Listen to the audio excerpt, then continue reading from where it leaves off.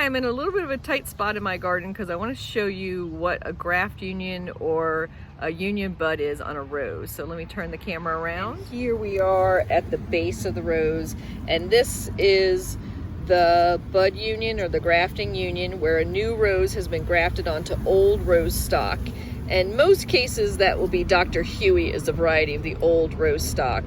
And that's a nice hardy root system for a rose to get established on. The reason you want to know where the bud union is in pruning is you want to make sure that anything that comes up from below the bud union is pruned out. So if this was to send out a shoot, a new growth here, a new growth here, that would be from Dr. Huey and not the rose that you probably paid a pretty penny for to have grafted on to that hardy stock.